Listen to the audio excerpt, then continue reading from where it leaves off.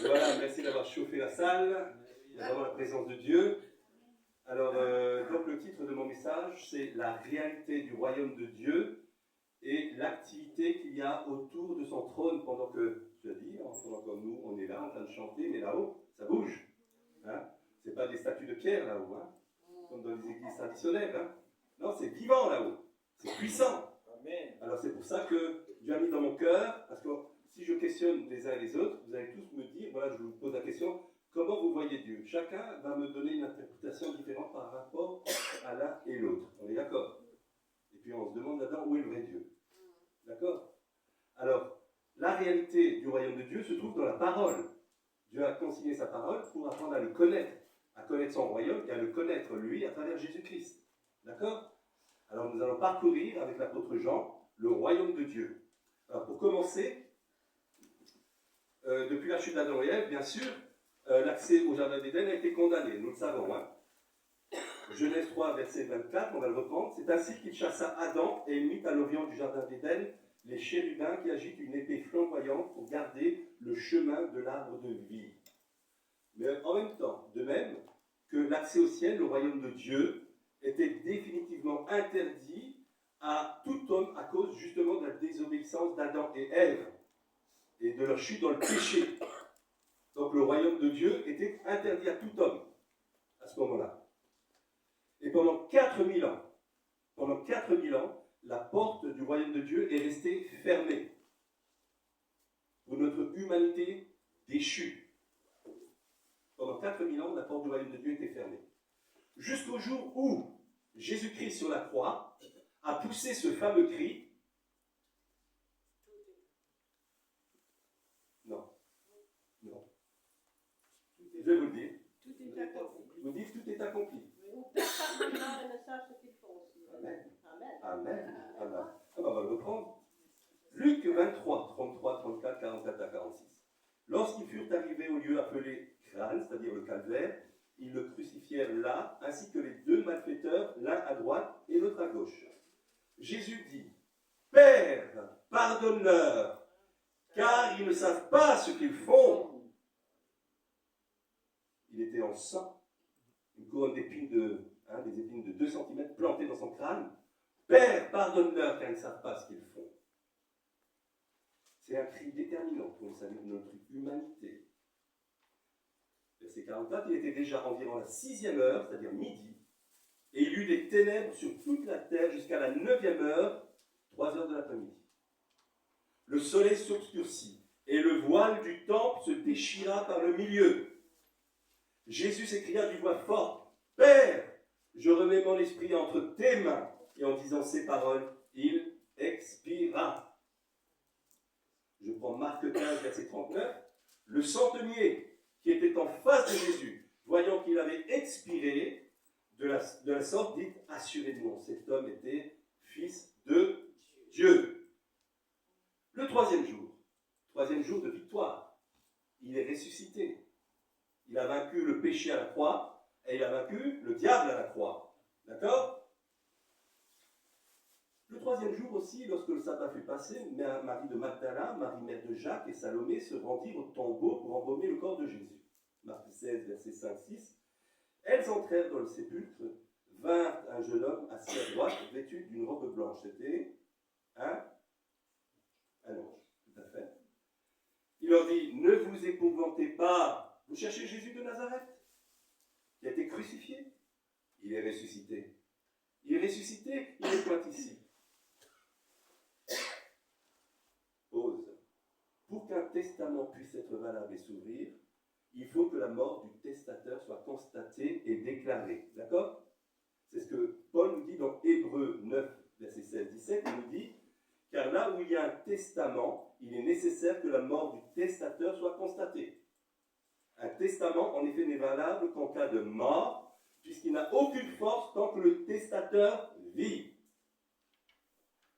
Alors, en réponse au cri de Jésus, à la demande de pardon à Dieu, envers tous les pécheurs de notre humanité, qu'est-ce qui s'est passé?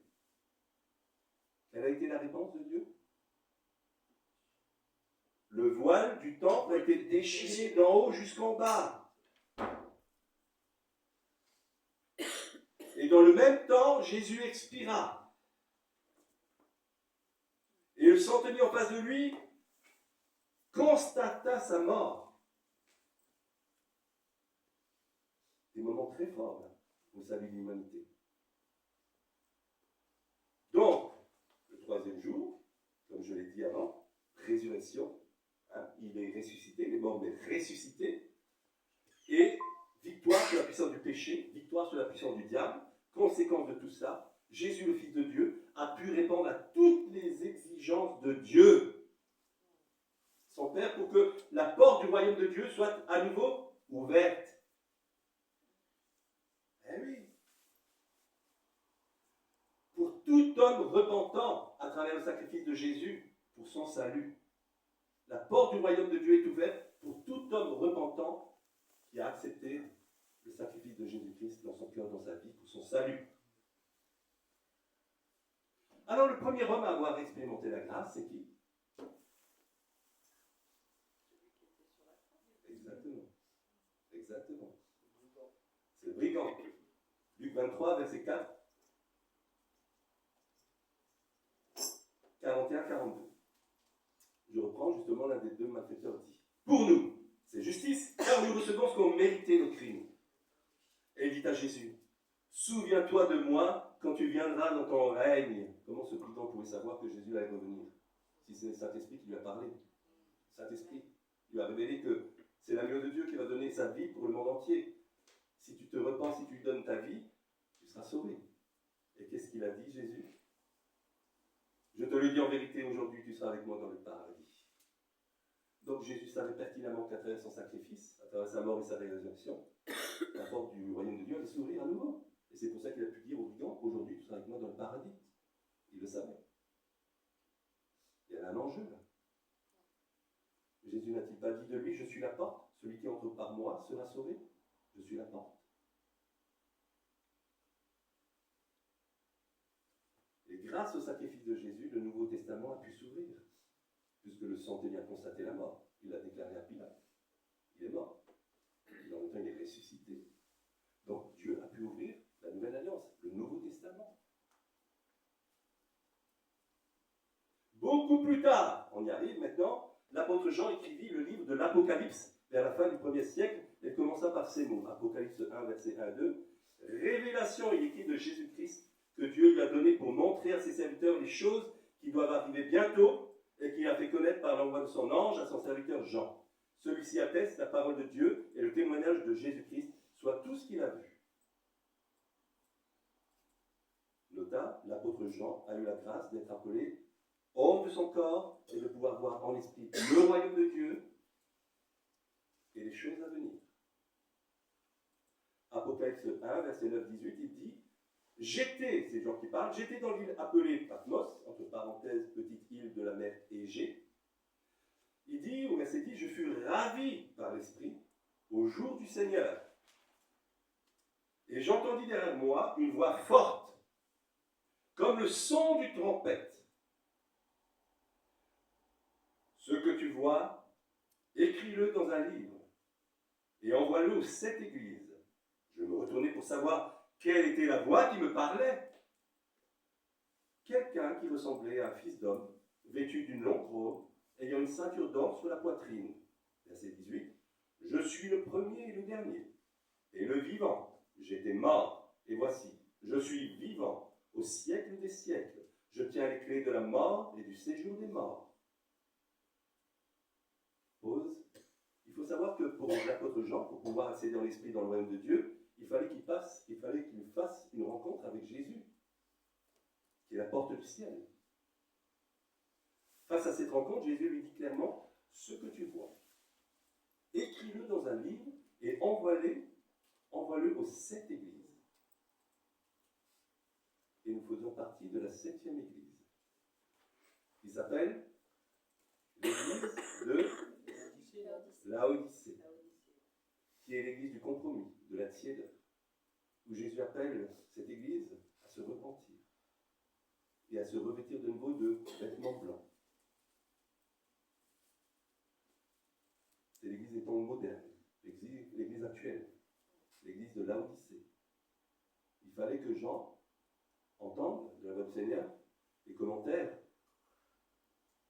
par rapport à cette église, les avertissements.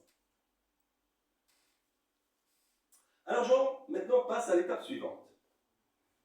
On va entrer dans le vif du sujet. Apocalypse 4, maintenant c'est clair. Hein. Il fallait d'abord que la porte s'ouvre pour pouvoir entrer dans le royaume de Dieu. Sinon, elle était fermée. Apocalypse 4, versets 1 et 2, 3. Après cela, il dit Jean, je regardais, voici, une porte était ouverte. Une porte était ouverte. Alors, elle était ouverte, je rappelle, suite aux voiles du temple déchirées de haut jusqu'en bas, et à la mort et la résurrection de Jésus. Cette porte, grâce à cela, a pu s'ouvrir de nouveau. Tu l'as pas? Non, la photo. La photo, la photo.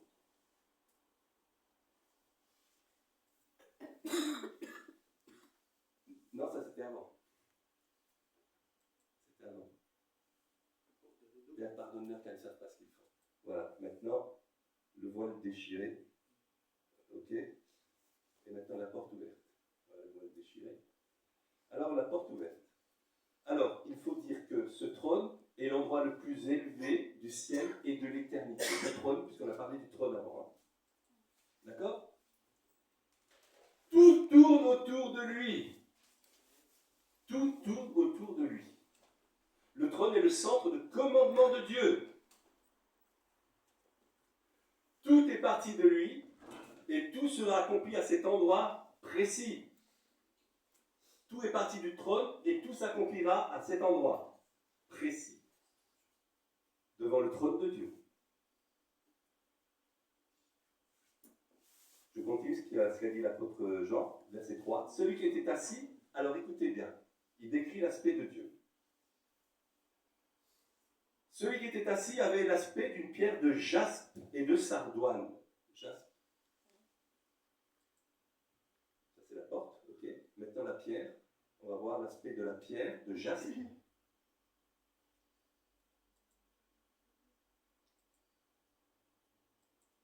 Photo 4. Voilà. Vous voyez la pierre? Vous la voyez? La pierre de jaspe. Donc, il voit au loin l'aspect de Dieu. Il y avait une couleur de l'aspect d'une pierre de jaspe et de sardoine. Photo 6. Sardoine. Alors, d'abord, la pierre de jaspe, c'est une pierre précieuse, dure et opaque de la nature de l'agate, de couleurs variées, mais généralement rouge ou verte. Alors, elle est placée dans le pectoral du grand sacrificateur. Le pectoral du grand sacrificateur, photo 5. Photo 5.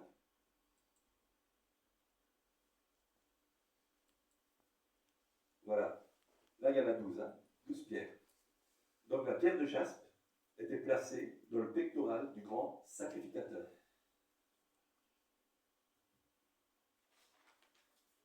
Sardoine. On revient sur la sardoine. Pierre précieuse, variété brune ou rouge sang, de calcédoine, rubis. Photo 6. Placez la première dans le pectoral du grand sacrificateur et comptez 12. Et qui comptait 12, sur lequel étaient gravés les 12 noms de la tribu d'Israël. Photo 7.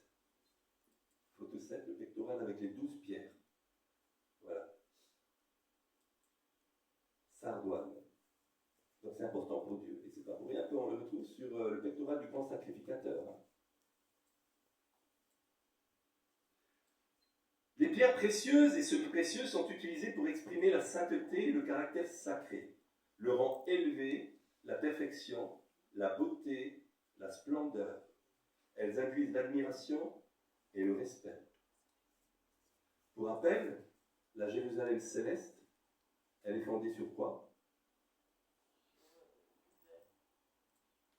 Du verre?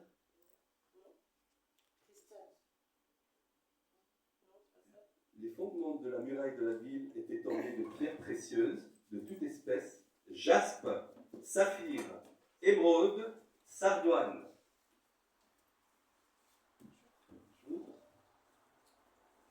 La Jérusalem céleste, un jour nous serons là-bas, mais c'est que des pierres précieuses. Les portes sont en perles. C'est important, ces pierres précieuses.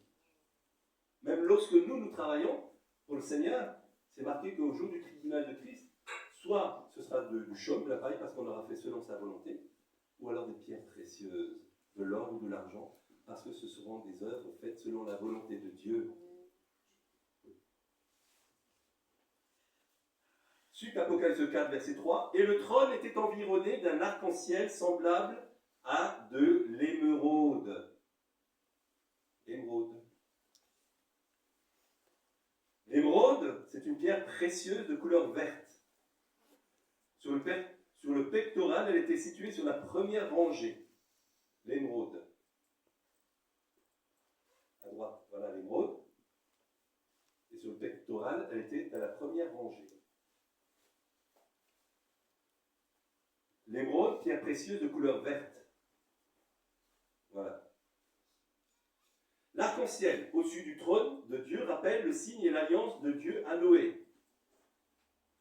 On va reprendre Genèse 9, versets 8 à 13. Dieu parla encore à Noé et à ses fils avec lui en disant « Voici, j'établis mon alliance avec vous et avec votre postérité après vous.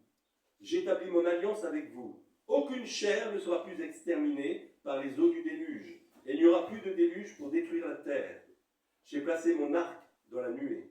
Et il servira de signe d'alliance entre moi et la terre. » Les 7 couleurs de l'arc-en-ciel rappellent la perfection et l'excellence de Dieu. L'arc-en-ciel qui entoure le trône de Dieu signifie que Dieu est revêtu de fiabilité et de fidélité. Il n'est ni trompeur, ni menteur. Dieu n'a qu'une parole. L'homme, c'est autre chose. Mais Dieu n'a qu'une parole. Psaume 91 le confirme, verset 4. « Il te couvrira de ses plumes, et tu trouveras un refuge sous ses ailes. Sa fidélité est un bouclier et une cuirasse. » Ensuite, Jean voit les 24 anciens autour du trône. 24 anciens. Apocalypse 4, version Darby, j'ai pris parce que dans toutes les versions, on dit les 24 vieillards. Et moi, j'ai pris la version Darby, qui dit les 24 anciens. Et il dit, au verset 4, « Et autour du trône, 24 trônes, et sur les trônes, 24 anciens, assis, vêtus de vêtements blancs, et sur leur tête, des couronnes d'or. » Jean voit 24 anciens assis sur des trônes autour du trône de Dieu. C'est pas n'importe quoi d'être autour du trône de Dieu. Ancien, c'est quoi d'abord? Ancien qui existe depuis longtemps chez les Juifs. Titre, dignité, qu'on donnait à des vieillards qui remplissaient les fonctions de chef. Un tiers du Sanhédrin, on dit Sanhédrin ou Sanhédrin? Sanhédrin, était composé d'anciens. 24 d'entre eux y siégeaient avec les prêtres et les scribes.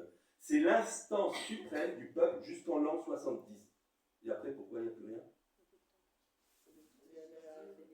Le temple a été détruit. Dieu, voilà. Pour être sûr qu'on arrête avec l'ancienne alliance.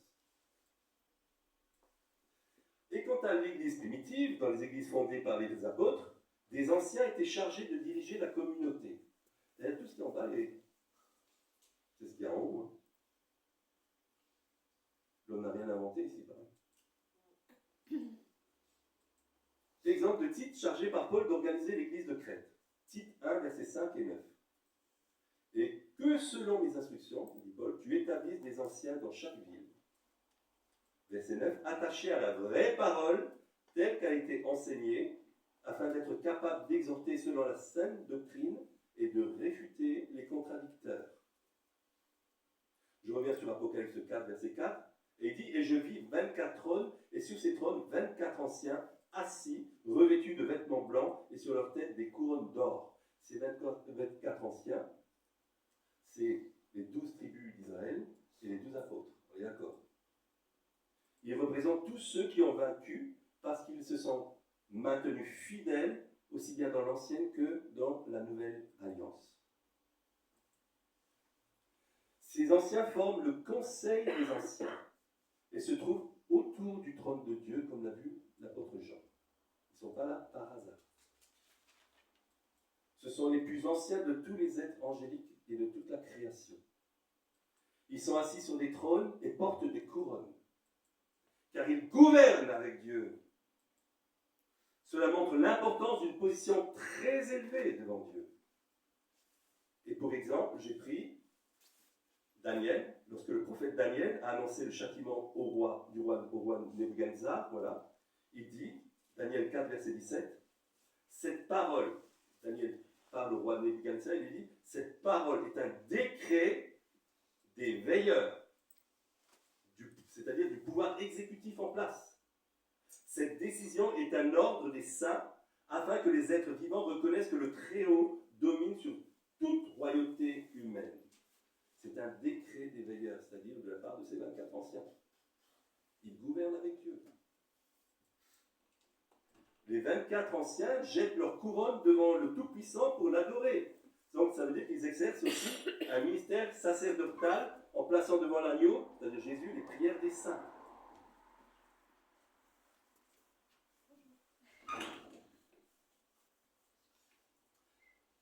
Apocalypse 5, verset 8, vérifions.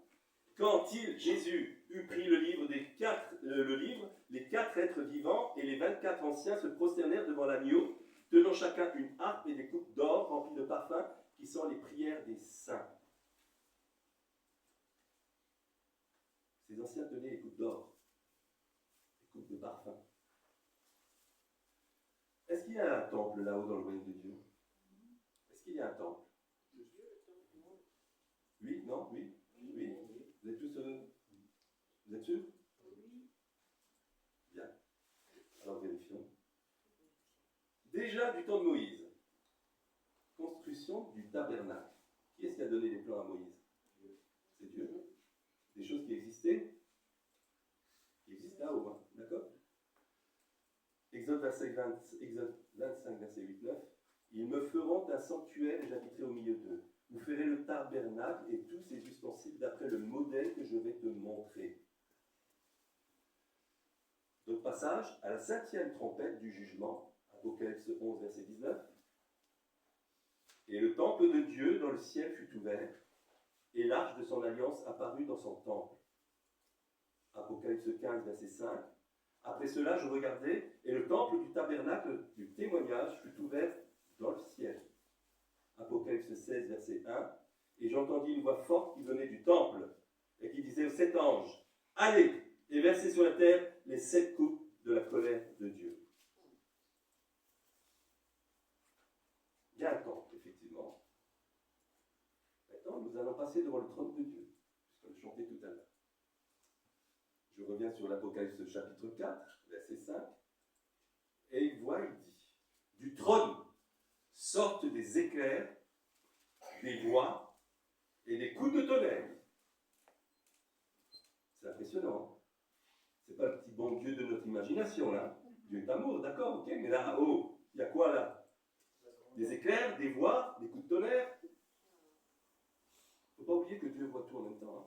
Il n'y a pas un endroit où il n'y est pas. Il est en colère, il est joyeux en même temps, il est triste, il pleure. Tout en même temps. C'est impressionnant, on n'arrive pas à comprendre. Mais tout en même temps. Il se dégage là une démonstration de grande puissance et de colère du Dieu Tout-Puissant. Les éclairs, les grondements et les détonations sont associés à la voix puissante de Dieu. La voix du Tout-Puissant impressionne et induit effectivement le respect et la soumission. Quand Dieu donne des ordres à ses anges, est-ce qu'ils exécutent tout de suite ce que Dieu leur demande de faire ou ils prennent leur temps? Ah bah tiens, je vais aller prendre une petite collation là à côté, là dans le ciel. Moi, je vais aller voir l'autre ce qu'il est en train de faire, c'est clair. Je bois un café. Ça existe ça? Non. Ça n'existe pas. Quand Dieu donne un ordre à un ange, il l'exécute dans la seconde. Mais quand Dieu donne un ordre à ses enfants ici-bas sur la terre, allô? Allô? Oh Seigneur, j'ai autre chose à faire, je mets ça de côté en attendant. Non, c'est mieux comme ça. Les chrétiens discutent avec Dieu.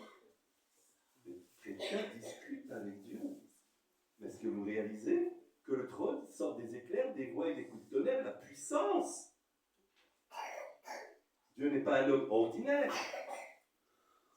Le respect, la soumission. D'ailleurs, prenons l'exemple avec Moïse et le peuple hébreu là. Exode chapitre 20, verset 10-19. Moïse y grimpe sur la montagne Sinaï et tout le peuple devait attendre en bas de la montagne. Et voilà ce qu'il est dit. Tout le peuple entendait les coups de tonnerre et le son de la trompette, c'est-à-dire la voix de Dieu. La voix était audible pour Moïse, mais pas pour le peuple. Eux, ils entendaient des sons de trompette. Ils voyaient les flammes de la montagne fumante. À ce spectacle, le peuple tremblait. Et Moïse leur dit, ne vous effrayez pas, car c'est pas pour vous mettre à l'épreuve que Dieu, car c'est pour vous mettre à l'épreuve que Dieu est venu, et c'est pour que vous ayez sa crainte devant les yeux, afin que vous ne péchiez point. Si on n'a pas la crainte de Dieu, vas-y. Le psaume 144 confirme aussi, au verset 5 et 6, touche les montagnes et qu'elles soient fumantes. Fais briller les éclairs et disperse mes ennemis. Job 37, verset 4-5. Puis éclate un rugissement. Il tonne de sa voix majestueuse. Il ne retient plus l'éclair dès que sa voix retentit. Verset 5. Dieu tonne avec sa voix d'une manière merveilleuse. À l'ouverture du 7e sceau, Apocalypse 8, verset 5, et l'ange prit l'encensoir, le remplit de feu de l'autel et le jeta sur la terre. Et il y eut des voix, des coups de tonnerre, des éclairs et un tremblement de terre. Voilà la puissance, la manifestation de Dieu. Matthieu 24, verset 27 nous dit, concernant le retour de Jésus, car comme l'éclair part de l'Orient et se montre jusqu'en Occident, ainsi sera l'avènement du Fils de l'homme. Comme l'éclair. La voix de Dieu se fait entendre lors du baptême d'eau de Jésus, son Fils. Et là, il n'y avait pas de manifestation d'éclair, de coup de tonnerre. Non, c'était une voix majestueuse.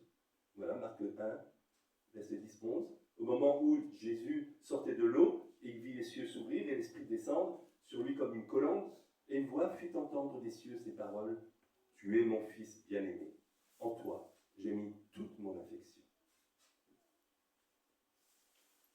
Nous savons maintenant que Dieu parle. Mais est-ce que Dieu a un visage? Dieu est partout. Mais est-ce qu'il a un visage?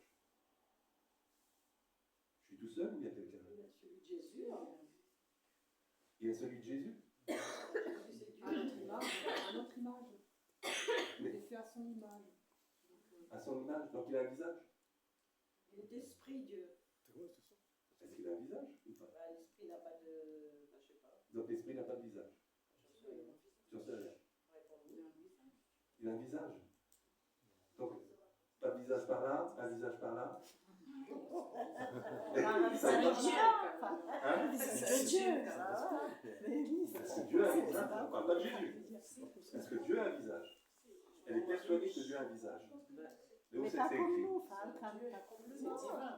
C'est divin. C'est divin. Il est esprit. Il est esprit. Elle dit, un esprit ne peut pas avoir de visage.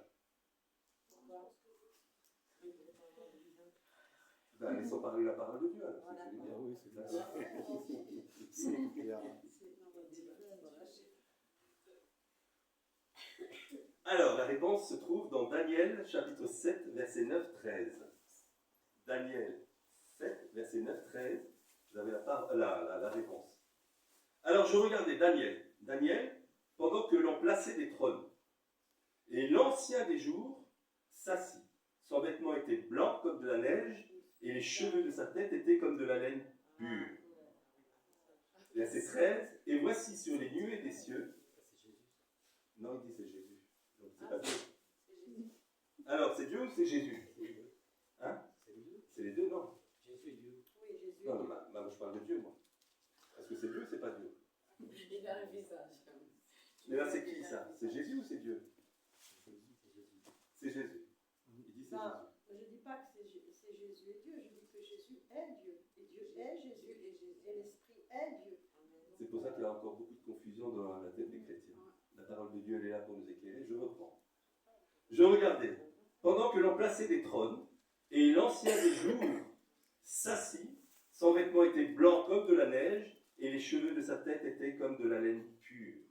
Au verset 13, il est dit, et voici, sur les nuées des cieux, arriva quelqu'un de semblable à un fils d'homme. Il s'avança vers l'ancien des jours, et on le fit approcher de lui. L'ancien des jours, c'est Dieu, et le fils de l'homme, c'est Jésus. Mais, rappelons-nous la description de Jésus dans Apocalypse 1, verset 14. Sa tête et ses cheveux étaient blancs, comme de la laine blanche, comme de la neige. Les deux. Mais ils s'étaient séparés là. Oui, là, ils sont séparés. Voilà, mais les deux se ressemblent. Jésus, Dieu a un visage. Il nous a créés à son image. Elle est contente, ta sœur. Alléluia. Tu peux dormir en paix ce soir. Amen. Voilà. Dieu, c'est le Père, frère. Oui, Dieu c'est le Père. Le Père, voilà. Voilà, et le Fils. Mais les deux se ressemblent. Voilà. Voilà. Donc on a vu l'ancien des jours et le Fils s'approcher. Voilà. Les 7 esprits de Dieu. Il parle de 7 esprits devant le trône. Je reviens sur Apocalypse 4, verset 5. Il dit, devant le trône brûlent 7 lampes ardentes qui sont les 7 esprits de Dieu. Alors ces 7 esprits sont mentionnés plusieurs fois dans la Bible entre l'Ancien et le Nouveau Testament. Apocalypse 3, verset 1 nous dit, écrit à l'ange de l'église de Sardes, voici ce que dit celui qui a les 7 esprits de Dieu et les 7 étoiles. Apocalypse 5, verset 6. Et je vis au milieu du trône et des 4 êtres vivants, et au milieu des anciens, un agneau qui était là comme immolé. Il avait 7 cornes et 7 yeux, qui sont les 7 esprits de Dieu envoyés par toute la terre. Alors pour voir un petit peu plus clair, il faut prendre Zacharie 3, verset 8-9. Voici, je ferai venir mon serviteur le gemme. C'est qui le gemme? Qui est-ce qui a dit Jésus? C'est juste. Verset 9. Car voici, pour ce qui est de la pierre que j'ai placée devant Josué, il y a 7 yeux sur cette seule pierre. Voici, je graverai moi-même ce qui doit être gravé, dit l'Éternel des armées. Jésus est la pierre angulaire. D'accord? C'est ce qu'on confirme l'apôtre Paul dans Éphésiens 2, verset 20. Vous avez été édifiés sur le fondement des apôtres et des prophètes, Jésus-Christ lui-même étant la pierre angulaire. Donc je reprends de nouveau Zacharie 3, verset 8-9. Car voici pour ce qui est de la pierre que j'ai placée devant Josué, il y a 7 yeux sur cette seule pierre. Apocalypse 5, verset 6. Et je vis au milieu du trône et des 4 êtres vivants et au milieu des anciens un agneau qui était là. Il y avait 7 cornes et 7 yeux qui sont les 7 esprits de Dieu envoyés par toute la terre. Voilà. Les 7 esprits sont les 7 yeux de l'Éternel qui parcourent toute la terre. Et il dit ensuite, je vois la mer de verre. Apocalypse 4, verset 6. Devant le trône, il y a aussi comme une mer de verre qui a la transparence du cristal. Le cristal symbolise la sainteté, la pureté et la paix céleste. Le cristal, c'est beau, hein? C'est transparent. La mer de verre est placée devant le trône de Dieu. Quelqu'un peut me dire pourquoi cette mer de verre est placée devant le trône de Dieu? Quelqu'un peut me dire?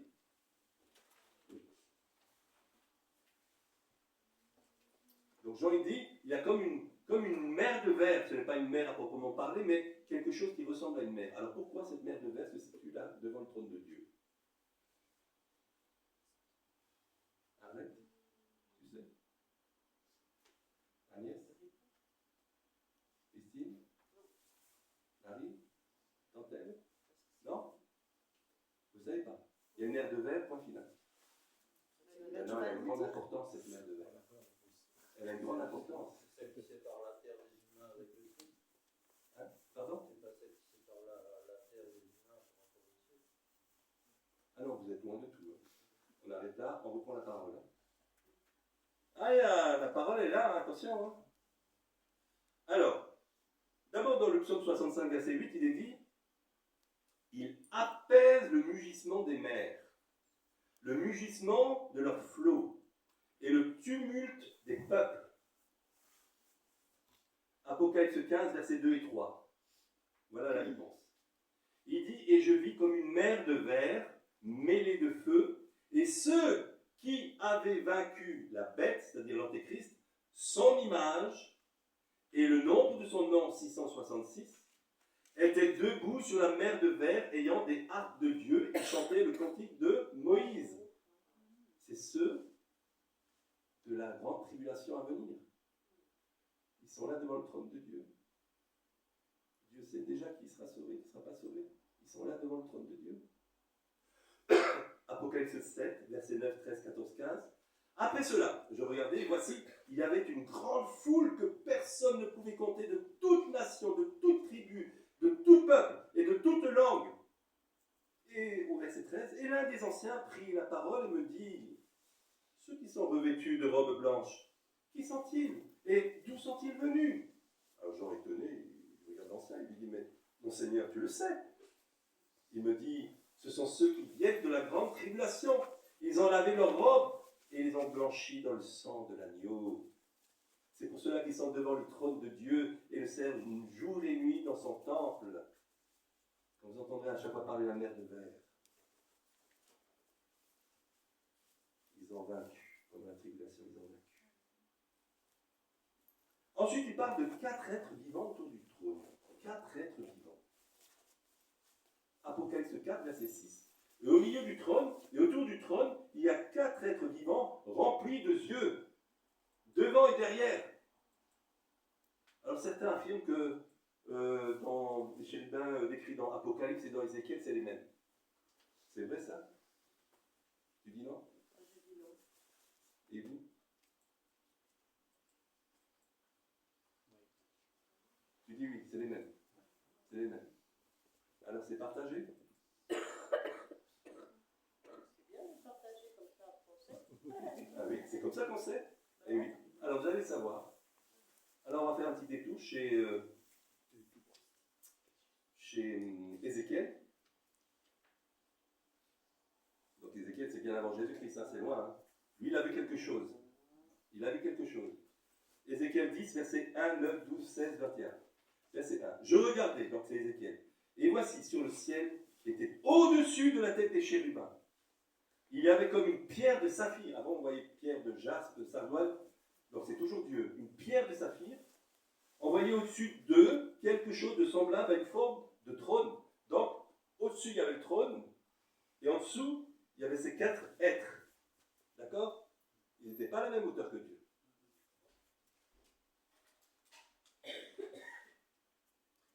Je regardais, et voici, il y avait 4 roues. Ils avaient des yeux. Il y avait 4 roues près des chérubins, une roue près de chaque chérubin.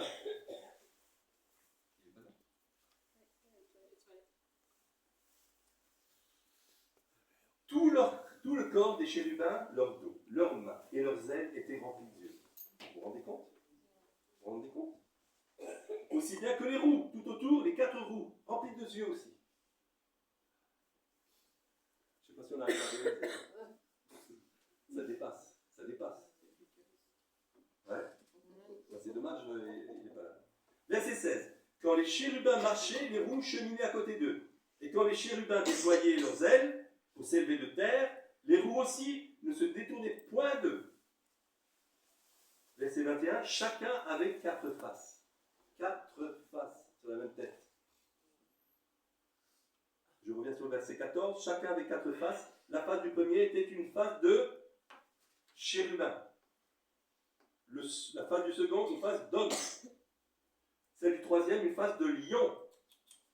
Et celle du quatrième, une face d'aigle. Qu'est-ce qu'il a dit d'aigle? Bien. Alors, je pose une question là, attention. Pourquoi les chérubins aux 4 ailes et aux 4 visages? Non, pourquoi les chérubins aux 4 ailes et au visage avec 4 faces sont-ils étroitement liés aux 4 roues nommées tourbillons? Pourquoi ils sont solidaires, les chérubins avec les roues?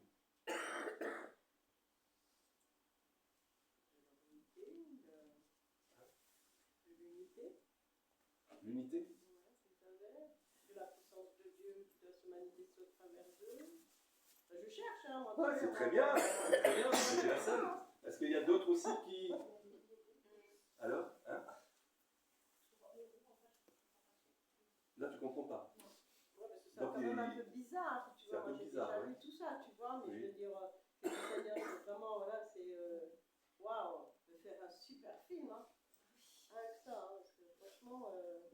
4 chérubins qui avaient 4 faces, toujours une roue à côté, chacun avait une roue.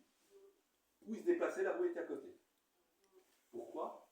La roue, je sais pas, mais les faces, c'est les faces de Dieu. L'aigle, le lion, c'est. Non, mais moi je parle des roues, moi. Des roues. Oui, je parle des roues qui sont remplies de yeux. Pour discerner, pour voir, pour aller vite, pour voilà. Mais eux-mêmes, ils avaient déjà les yeux partout, les ailes partout, Ouais, les mais yeux, Dieu, et Dieu, les roues aussi. il est un peu spécial avec ses yeux. Hein.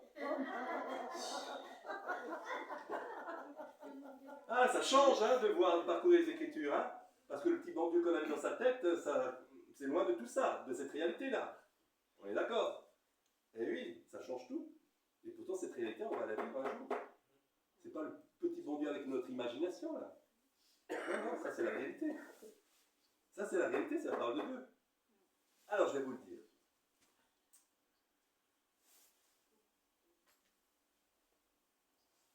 Réponse dans Daniel chapitre 7, versets 9 et 13. Je laisse toujours parler la parole. Daniel, réponse. Pourquoi les 4 roues suivaient ces 4 chérubins? Daniel 7, versets 9 et 13. Réponse. C'est Daniel qui parle. Je regardais pendant que l'on plaçait des trônes. Et l'ancien des jours s'assit. C'est qui l'ancien des jours? Bien.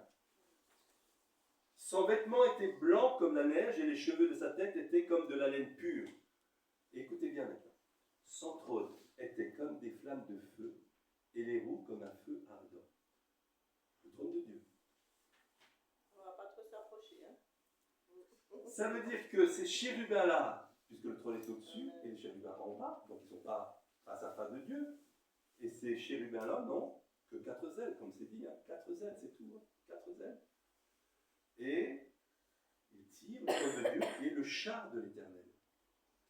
Le trône de Dieu est aussi le char de l'Éternel. Ah, c'est une belle image, ça. C'est le char de l'Éternel, réellement. C'est bien, ça. Eh oui, c'est le char de l'Éternel. Son trône était comme des flammes de feu et les roues comme un feu ardent. Le trône de Dieu est aussi le char de l'Éternel, tiré par les 4 chérubins aux 4 faces et aux 4 ailes. Tu as la réponse. Le char de l'Éternel. Daniel. Question. L'ancien des jours décrit-il réellement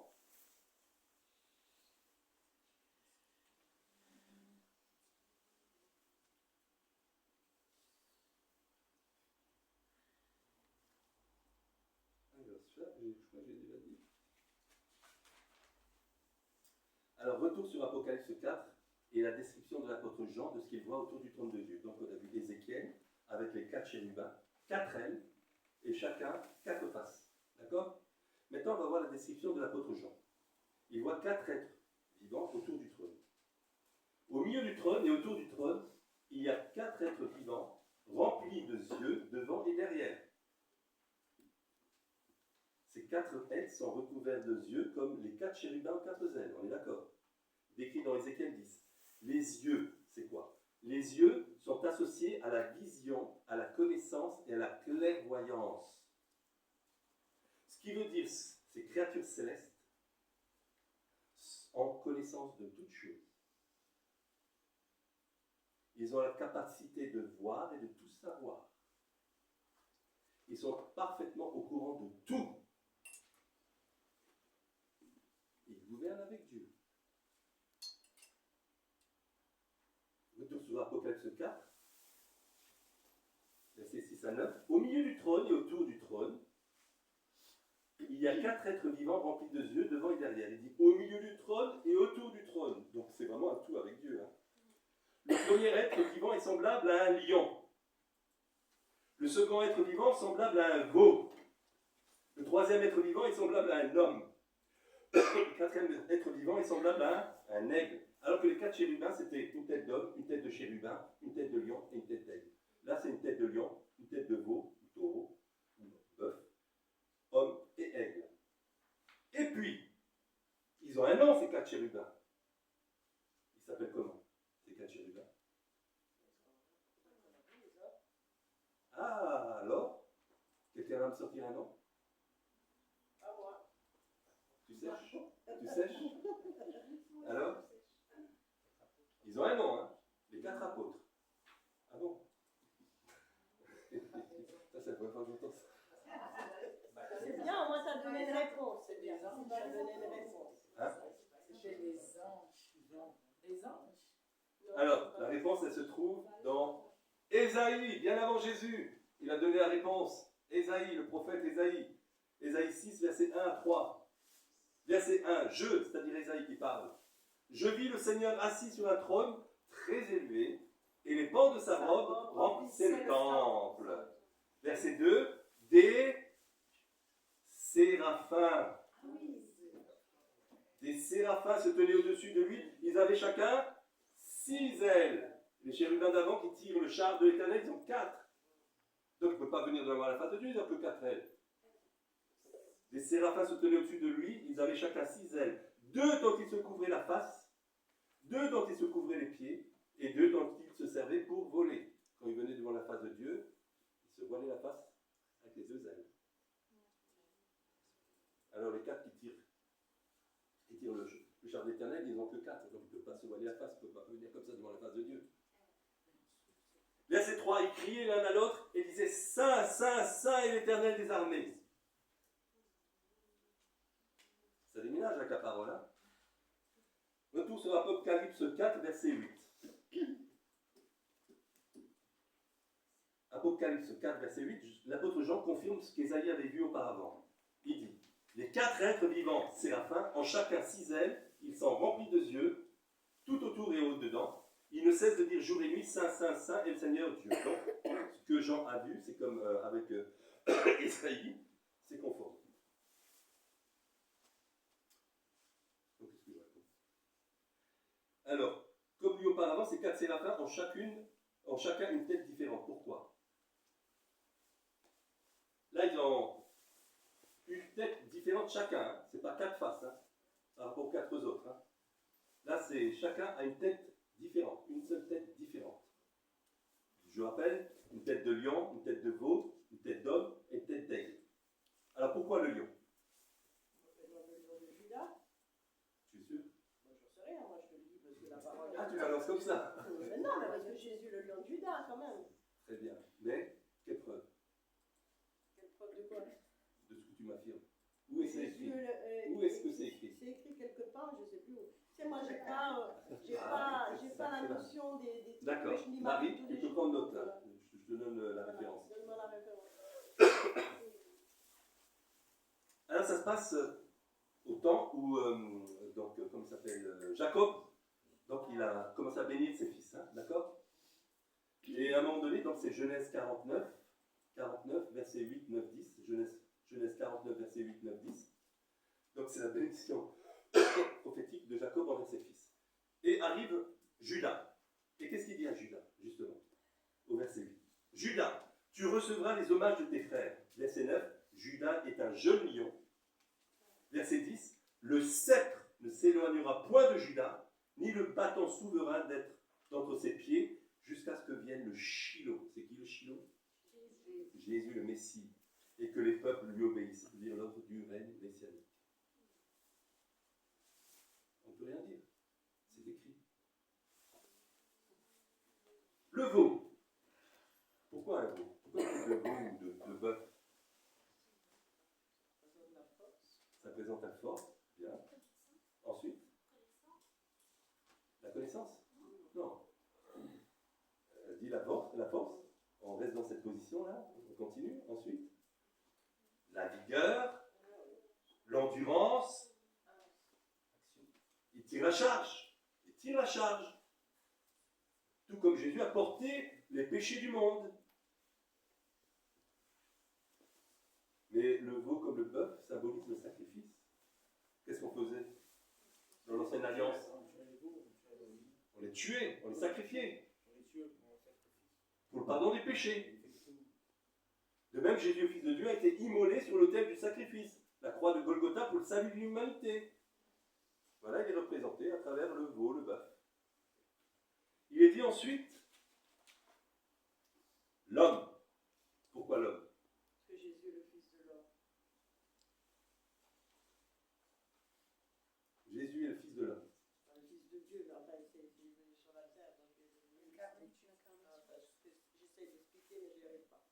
Alors, laisse parler. Si tu veux bien, je vais prendre les Écritures. Je t'en prie. Merci. Luc 1, verset 35. Annonce de la naissance de Jésus-Christ.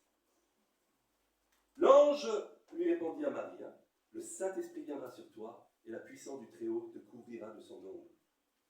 Jean 1, verset 14.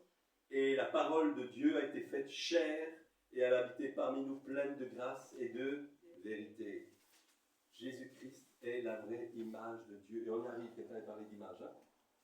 Jésus-Christ est la vraie image de Dieu. Genèse 1, verset 26. Création de l'homme et de la femme. Puis Dieu dit, faisons l'homme à notre image, selon notre ressemblance.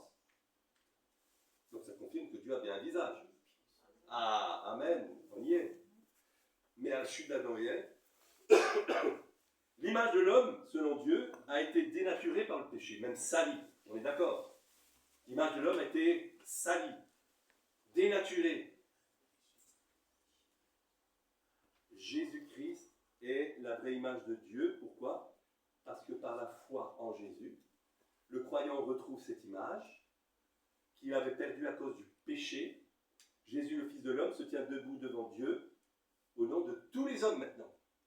Parce qu'il a tout accompli à la croix pour que nous puissions recevoir le pardon de péché et être à nouveau Réconcilié avec le Père. réconcilié avec le Père. À chaque fois que un non-croyant accepte Jésus-Christ, il se réconcilie avec Dieu et retrouve l'image au moment de la création. Faisons l'homme à notre image. L'aigle. Pourquoi l'aigle? La puissance. Non? Pas la puissance? Ah! La prophétie. Qui a dit ça? Exactement. Exactement. Alors, moi j'ai marqué oiseau de proie qui a une vue perçante et qui voit très loin. Ça prend, hein, très loin. L'aigle, c'est aussi le regard prophétique, effectivement. Et Jésus, sur la montagne des Oliviers, a annoncé les événements du temps de la fin qui allaient précéder son retour et de l'établissement de son règne messianique pour 1000 ans. Sur la montagne des Oliviers, il a tout écrit. L'œil, hein, le regard de l'aigle, le regard prophétique. Avant d'aller plus loin, il nous faut réaliser que ces 4 êtres vivants sont très importants dans le gouvernement divin. Pourquoi? Ils ne sont pas là par hasard, ces 4 séraphins. Voilà, mettons les 4 séraphins, qui ont 6 ailes. La Bible, dans Apocalypse 6, nous parle de l'existence de 7 sceaux. Et qu'à l'ouverture du premier sceau, la bête, l'antéchrist, apparaîtra sur la scène mondiale. Devinez qui ordonnera la venue de l'antéchrist. Qui ordonnera à l'antéchrist de venir sur le devant de la scène? Dieu. Du monde.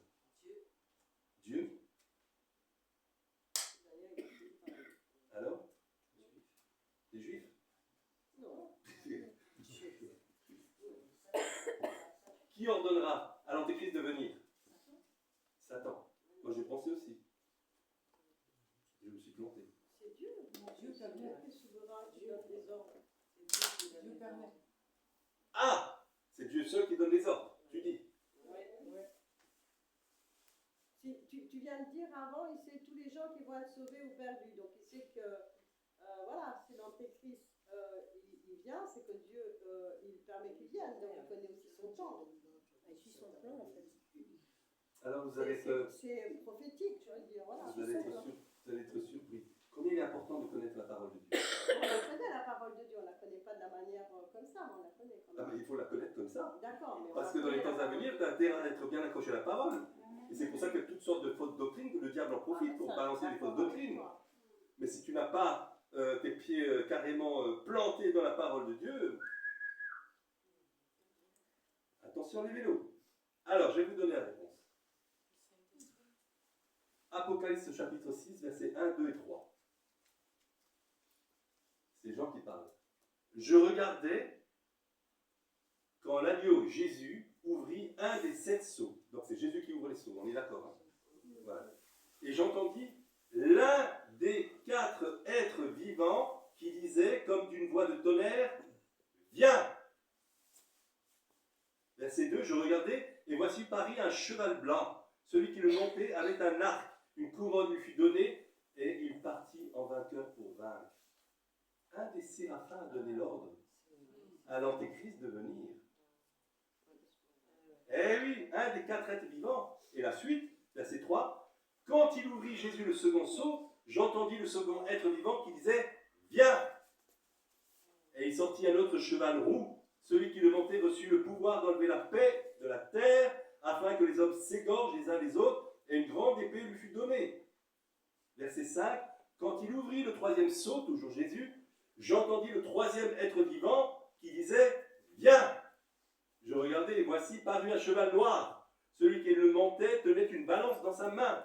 Verset 7, quand il ouvrit le 4e sceau, j'entendis la voix du 4e être vivant qui disait « Viens !» Je regardais, et voici parut un cheval d'une couleur verdâtre. Celui qui le montait se nommait la mort, et le séjour des morts l'accompagnait. Le pouvoir leur fut donné sur le quart de la terre pour faire périr les hommes par l'épée, par la famine, par la mortalité et par les bêtes sauvages de la terre. Eh oui, ça change tout. Ces 4-là, ils sont devant le trône de Dieu, mais ils gouvernent avec Dieu. Non, mais ils sont venus parce que Jésus a ouvert les sceaux. Exactement, et c'est eux qui ont donné l'ordre à chaque fois. Et là, c'est vraiment tout de suite après l'Antéchrist. Sa venue. La mort derrière.